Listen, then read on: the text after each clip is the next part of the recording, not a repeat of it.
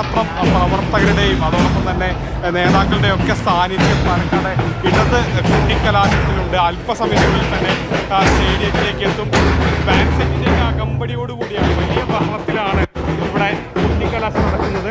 ഇപ്പോൾ M P Rajesh അതോടൊപ്പം തന്നെ സരിനൊക്കെ ഒരു പ്രചരണ വാഹനത്തിൽ കയറിയാണ് ഈ സ്റ്റേഡിയം ഭാഗത്തേക്ക് വരുന്നത്.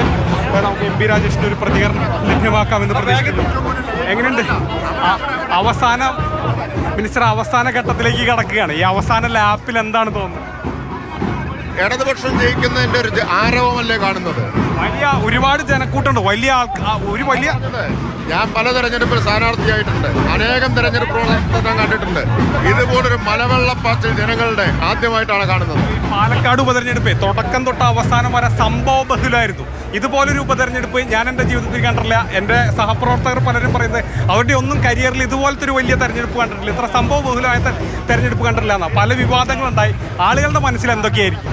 ഇത്ര സംഭവ ബഹുലമായ ഉപതെരഞ്ഞെടുപ്പിന് 23-ാം തീയതി ഇടതുപക്ഷത്തിന്റെ ഗംഭീര വിജയത്തോടു കൂടി തിരശ്ശീലയാവും.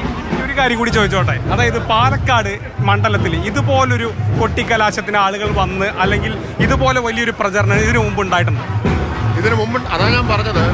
ഞാൻ തെരഞ്ഞെടുപ്പിൽ സ്ഥാനാർത്ഥിയായി പലതവണ മത്സരിച്ചു, ഒരുപാട് തെരഞ്ഞെടുപ്പ് പ്രവർത്തനം നേതൃത്വം കൊടുത്തു. ഇതുവരെ എൻ്റെ അനുഭവത്തിൽ ഇങ്ങനെ ഒരു മനുഷ്യ മഹാപ്രവാഹം ഉണ്ടായിട്ടില്ല. ഈ മനുഷ്യ മഹാപ്രവാഹം കാണിക്കുന്നത് ഇടതുപക്ഷത്തിന്റെ വിജയത്തെ ആർക്കും തടുക്കാൻ കഴിയില്ല എന്നുള്ളതാണ്. ഇരട്ട വോട്ടുകളൊക്കെ അവസാനം ഒരു പണിയായിട്ട് വരാൻ സാധ്യതയുണ്ടോ? ഇരട്ട വോട്ടുകളൊക്കെ പണിയായിട്ട് വരാൻ സാധ്യതയുണ്ടോ?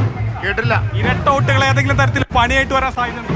ഒരിരട്ട വോട്ടും ഒരു വ്യാജ വോട്ടിനും ഇവിടെ ചെയ്യാനാവില്ല, കഴിയില്ല, ചെയ്യാൻ കഴിയില്ല. ഏതായാലും എം പി രാജേഷൊക്കെ വലിയ കോൺഫിഡൻസ് ആണ്. കാരണം അവസാന ലാപ്പിൽ പോകുമ്പോൾ അദ്ദേഹം തന്നെ പറയുന്നത് അദ്ദേഹം തന്നെ പാലക്കാട് മണ്ഡലത്തിലൊക്കെ സ്ഥാനാർത്ഥിയായി നിൽക്കുന്നുണ്ട്.